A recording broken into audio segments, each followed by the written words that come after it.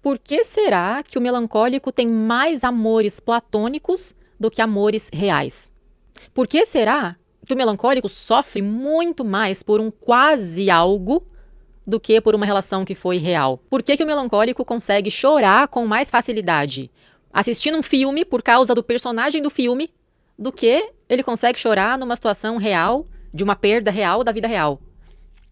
Você é melancólico, como eu, tem que entender.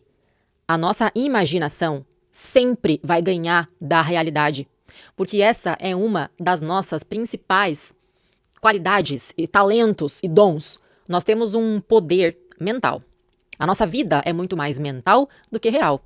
O melancólico vive no mundo virtual, no mundo das ideias. É uma outra dimensão paralela, é uma transcendência. A nossa vida material aqui não satisfaz o nosso padrão de perfeição. A sociedade aqui, as pessoas reais, elas são sempre muito menos do que elas poderiam ser, na nossa opinião melancólica, porque a gente tem uma criatividade que quem não é melancólico nem consegue entender. Nós temos uma capacidade de produzir fantasia, a gente tem uma sensibilidade artística que por mais que eu me esforce, eu não consigo materializar.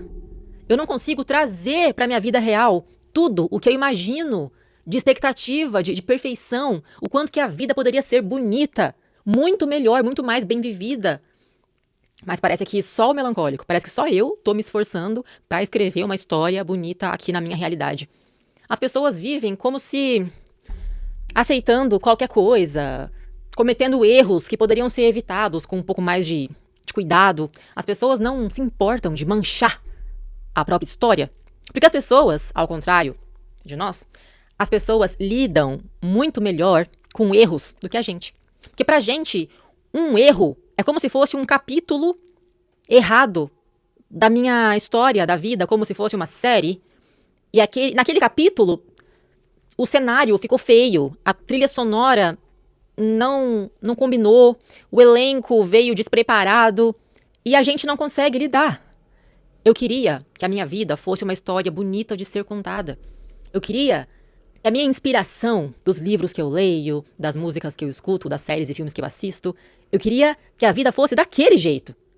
Um pouco mais esteticamente bonita, um pouco mais intensa, com aventuras e romances e dramas e fantasia e ficção e realidades paralelas. Eu queria que a minha vida fosse a história de um filme. E nós não entendemos por que as outras pessoas não se importam tanto assim.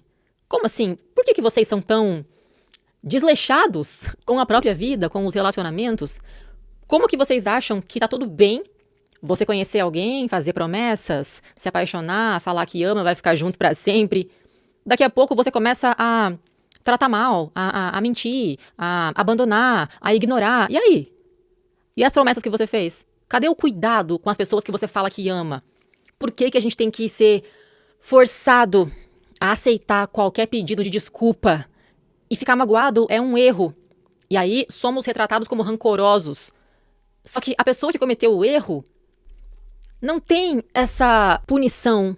Não é tão julgado, criticado, quanto aquele que estava de fato se esforçando. No fim das contas, eu, como terapeuta, entendo que o melancólico precisa soltar as mágoas, porque as mágoas só fazem mal pra gente, só pesam pra gente, e é por isso que eu acabo desenvolvendo uma técnica para me ajudar os alunos a superarem erros e perdoar as pessoas, porque é uma virtude espiritual, o perdão, mas na realidade eu nunca vou entender essa desigualdade de esforço. É fato que o melancólico sempre vai se esforçar muito mais para materializar uma história bonita e perfeita que eu já imaginei aqui.